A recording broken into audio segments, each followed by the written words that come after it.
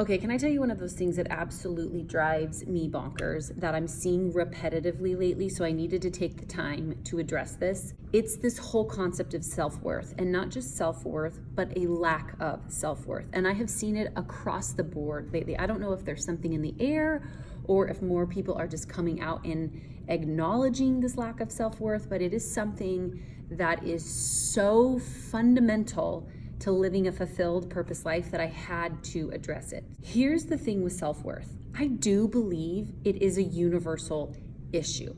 It is something that is nothing new under the sun. It is not unique to you. It is something that we all face at different times in our life. And a lot of times it's either this underlying issue that we've just never resolved, or there's these moments in life that trigger us, setbacks, obstacles, limits, whatever it might be, and it triggers us, and it all of a sudden we wake up in a year or two, 10, and we're like, I remember when I used to be confident and I'm just not anymore. Here's what I need you to acknowledge about self-worth. Self-worth is a habit. It's a practice. It is not something that per the head or the ego or all of social media or the majority of our routines, it's not something that comes natural. And if you are at a place where you really identify with the fact that you have low self-worth, here's what I need you to fully understand. If you have practiced not feeling worthy, which is what you've done, you have convinced yourself consciously or unconsciously, I'm not worthy, I'm not worthy, I'm not good enough, I'm not good enough. And then when anything around you proves that to be true, it reinforces that belief. Okay, so it doesn't matter if someone honks at you at the grocery store as you're, exiting the building. It doesn't matter if you have a friend that tells you they don't like your shirt. Heck, my daughter, I walked out of the house today using my pants. She's like, I don't like your pants. I'm like, excuse me? She's like, I don't like your pants. I was like, cool. You don't have to like my pants. I like my pants. Now that's a silly example, and really I don't care if you like my pants, but the reason I don't care if you like my pants is because I like my pants. So when you start to really care about what other people think, it's because you don't know what you think. Here is how we start to change that. Number one, you have to know that the self-worth issue, idea, concept, lack thereof, or even if you're feeling high levels of self-worth right now, is a practice. It is a habit. And so you, up until this point, have been practicing a low self-worth. You have been practicing telling yourself all of those things. And so at some level, you have to kick the habit and you have to start practicing something else into a new habit. So this is going to sound things like, I am worthy.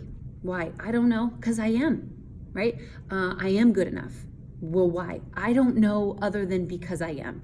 Right? Here's the result. Until you know why you're worthy, until you believe in a higher power that finds you valuable, until you believe in yourself and the value that you bring, and you look at the world around you and you're like, I've done this. I've created these friendships. I have this awesome body. I have this family. I'm building this business. I'm doing it. I'm further along than I was yesterday. And therefore, I find myself valuable because of who I am and what I bring to this world. It is not a measuring stick. It's not I'm better than you. I'm better than I once was. No, it's just simply the fullest essence of you understanding that personal self-worth comes from being able to look at yourself in the mirror and practicing every day this ability to say, I love you, I believe in you, I appreciate you, I am competing with you and you alone.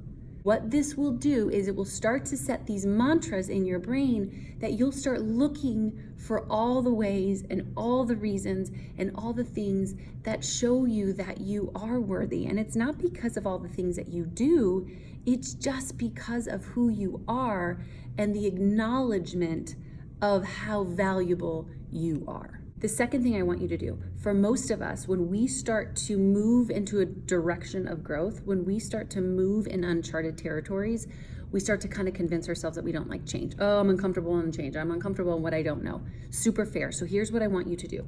I want you to take the time every day or even a couple of times a week, and I want you to visualize the best version of you. I want you to visualize the you that makes you proud.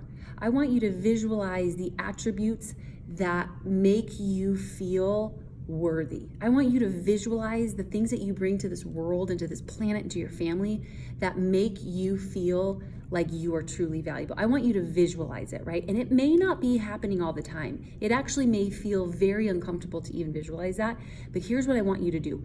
I want you to normalize that vision. The only way we will absolutely start to execute and move towards a goal or a habit or routine that is very uncomfortable is that we start to normalize it.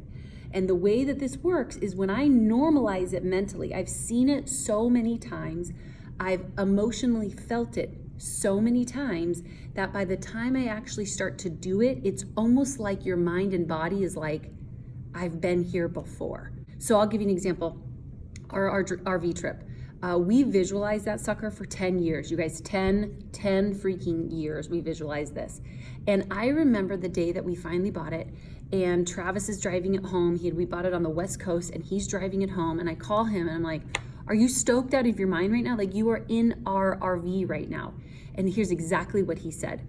I've been here before. I really feel like I've been here before. That's the power of visualization and normalizing the unknown. When you can normalize being the best version of you, when you can normalize feeling worthy, when you can normalize your goals and your dreams, you will automatically start to create habits and routines and rituals and day-to-day practices because it's normal, it's safe, it's secure. You get it because you've spent the time visualizing it. So in order to move into a higher level of self-worth, number one, acknowledge it's a habit. Number two, interrupt the habit with new mantras. Tell yourself the actual truth. Then number three, visualize and normalize that vision. I guarantee you'll be able to walk around with pants like this, even when your daughter's like, I don't like your pants. And you're like, great, I don't care. I like my pants.